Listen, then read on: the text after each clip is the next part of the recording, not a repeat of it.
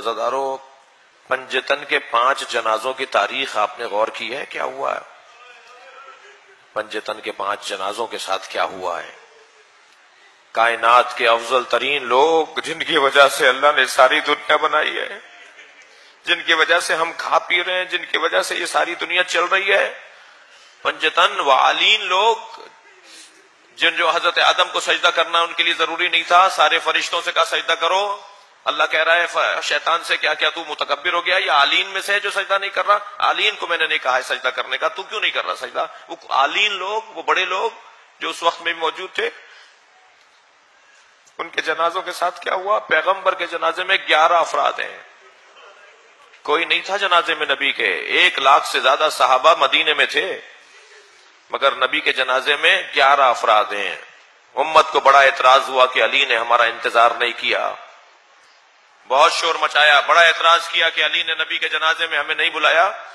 اس گھر میں 95 یا 75 دن کے بعد ایک اور جنازہ ہوا، وہ جناب فاطمہ زہرا کا جنازہ ہے، 4 آدمی ہیں اس جنازے میں۔ میں اور آپ اپنے عزیزوں کا جنازہ اٹھاتے ہیں تو ہزاروں لوگوں کی شرکت ہوتی ہے، نبی کی اکلوتی بیٹی، کائنات کی مخدومہ، محشر میں خاتون بنے گی، جنت میں جو سب سے پہلے جائے گی، اس کے جنازے میں 4 آدمی شامل ہیں۔ پھر امت کا اعتراض ہوا کہ اہل بیت نے ہمیں جنازے میں نہیں بلایا، تو اس گھر میں تیسرا جنازہ ہوا ہے مولا علی کا، اس میں 2 آدمی شریک ہیں۔ مولا علی کے جنازے پر اہل سنت کے مطابق 2 اور ہمارے مطابق 6 افراد شریک ہیں مولا علی کے جنازے پر۔ اہل بیت کے گھر کا تیسرا جنازہ، حجاج ابن یوسف نے 3000 جگہ قبریں کھدوائی تھی کہ علی کا جنازہ نکال کے لٹکاؤں گا۔ مولا کے جنازے کے ساتھ یہ ہونا تھا، تبھی امام جعفر صادق کے زمانے تک مولا علی کی قبر کا پتہ نہیں تھا۔ امام صادق نے بتایا یہ میرے جد کی قبر ہے۔ یہ جنازہ کا حال دیکھ رہے ہیں آپ، کیا ہو رہا ہے ان جنازوں کے ساتھ؟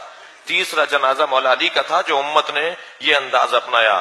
جی بڑا اعتراض تھا، اہل بیت ہمیں جنازوں میں نہیں بلاتے، اہل بیت کے جنازے اوپر کاندھا ہمت نہیں دیتی۔ یہ پہلا جنازہ تھا جو پنجتن میں چوتھا جنازہ تھا امام حسن کا، امت نے تیر مار کے واپس کر دیا۔ بہنیں بھائی کے جنازے سے تیر نکالتی رہ گئیں۔ یہ پہلا پنجتن کا جنازہ تھا جو امت کے کاندھوں پر دیا گیا تھا، اور اہل بیت کا 5واں جنازہ اور امت کے کاندھوں پہ دوسرا جنازہ وہ حسین کا جنازہ ہے۔ گھوڑے دوڑا دیے حسین پر، اور ایسے گھوڑے دوڑے ہیں کہ بہن بھائی کا لاشا نہیں پہچان سکی۔ جب آئی ہیں جناب زینب اپنے بھائی کے لاشے پر تو امام کی پسلیاں کمر سے باہر نکل رہی تھی، لاشا امام کا مزمحل ہو چکا تھا، مسلح ہو چکا تھا، سگی بہن برابر کی بہن نہیں پہچان پائی، تو لاشے کے گر چکر کاٹ کے کہنے لگی انت اخی زینب، کیا تم ہی زینب کے بھائی حسین ہو؟ اور پھر مدینے کا رخ کر کے نانا کو سلام کر کے کہا نانا یہ آپ کا حسین ہے۔ اور اس کے بعد میری بیوی نے لاشے کے گر چکر کاٹے۔ امام سجاد نے پوچھا پھوپھی اماں کیا دیکھ رہی ہیں؟ فرمان لگی سالم جگہ دیکھ رہی ہوں جہاں بوسہ لے سکوں۔ مگر جناب زینب کو امام حسین کے بدن پہ سالم جگہ دکھائی نہ دی، تو کٹی ہوئی رگوں پر لب رکھ دی ہے میری بیوی نے، کٹے ہوئے گلے پر بوسہ لے کر۔ پھر ایک مرتبہ امام سجاد سے کہا بیٹا میں جہاں بوسہ لے رہی ہوں وہاں کسی نے بوسہ نہیں لیا۔ ایک روایت اور سن لیجئے، آپ کی آنکھوں میں آنسو ہیں۔ میری بیوی پھر اپنے بھائی کے برابر میں بیٹھ گئیں اور رونے لگیں، آنسوؤں سے رونے لگیں۔ امام نے فرمایا انت عالمۃ غیر معلمہ، پھوپھی اماں حوصلہ کیجئے، ابھی بڑی سخت منزلیں ہمیں گزارنی ہیں۔ فرمانے لگی زین العابدین میں کم سن تھی، اپنے گھر کے مدینے کے میں اپنے گھر کے صحن میں سو رہی تھی، کچھ دیر کے بعد میری آنکھ کھلی تو میں نے کیا دیکھا، سارے صحن میں دھوپ آئی ہوئی ہے مگر میرے اوپر سایہ ہے۔ تو میں پریشان ہوئی، میں مضطرب ہوئی، سوچنے لگی یہ سایہ کیسا ہے۔